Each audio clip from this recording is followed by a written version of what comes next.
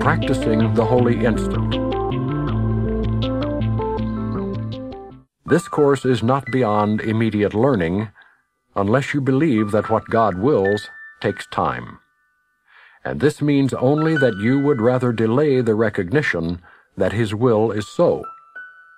The Holy Instant is this instant and every instant. The one you want it to be, it is. The one you would not have it be is lost to you. You must decide when it is. Delay it not, for beyond the past and future, where you will not find it, it stands in shimmering readiness for your acceptance. Yet you cannot bring it into glad awareness while you do not want it, for it holds the whole release from littleness. Your practice must therefore rest upon your willingness to let all littleness go. The instant in which magnitude dawns upon you is but as far away as your desire for it. As long as you desire it not, and cherish littleness instead, by so much is it far from you. By so much as you want it, will you bring it nearer. Think not that you can find salvation in your own way and have it. Give over every plan you have made for your salvation in exchange for God's. His will content you, and nothing else can bring you peace. For peace is of God, and no one beside Him. Be humble before Him, and yet great in Him, and value no plan of the ego before the plan of God. For you leave empty your place in His plan, which you must fill if you would join with me by your decision to join in any plan but His. I call you to fulfill your holy part in the plan that He has given to the world for its release from littleness. God would have His host abide in perfect freedom.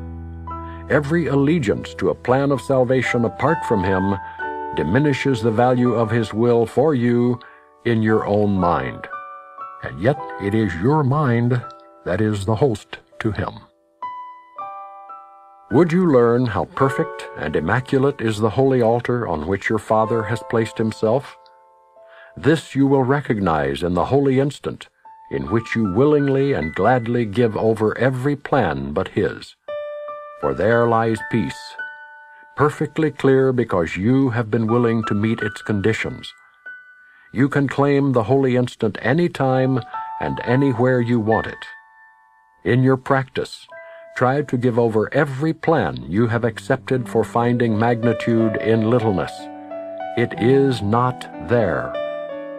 Use the holy instant only to recognize that you alone cannot know where it is and can only deceive yourself. I stand within the holy instant as clear as you would have me, and the extent to which you learn to accept me is the measure of the time in which the holy instant will be yours. I call to you to make the holy instant yours at once, for the release from littleness in the mind of the host of God depends on willingness and not on time. The reason this course is simple is that truth is simple.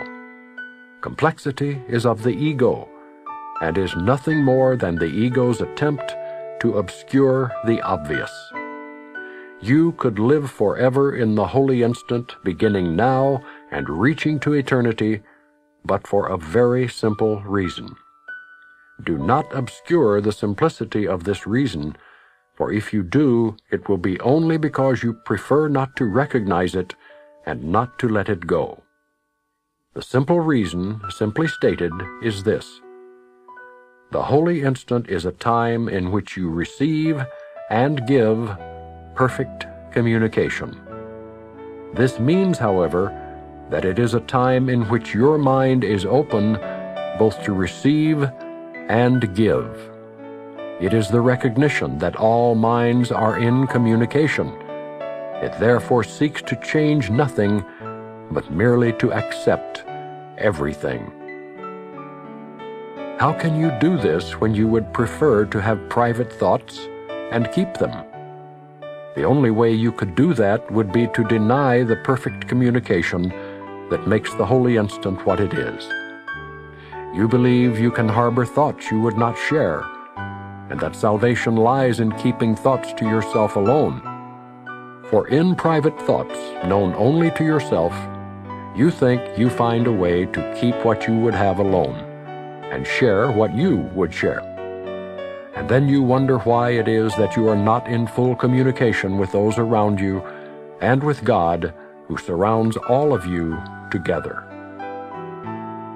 Every thought you would keep hidden shuts communication off because you would have it so.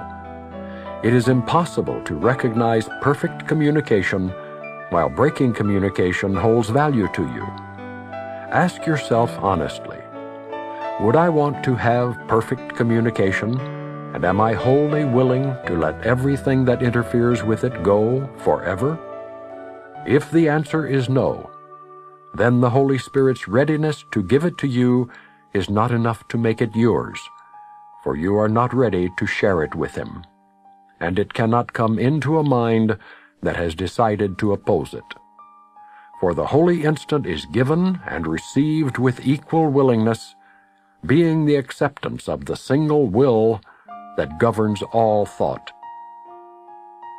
The necessary condition for the holy instant does not require that you have no thoughts that are not pure, but it does require that you have none that you would keep. Innocence is not of your making. It is given you the instant you would have it. Atonement would not be if there were no need for it. You will not be able to accept perfect communication as long as you would hide it from yourself. For what you would hide is hidden from you. In your practice, then, try only to be vigilant against deception and seek not to protect the thoughts you would keep to yourself. Let the Holy Spirit's purity shine them away and bring all your awareness to the readiness for purity He offers you. Thus will He make you ready to acknowledge that you are host to God and hostage to no one and to nothing.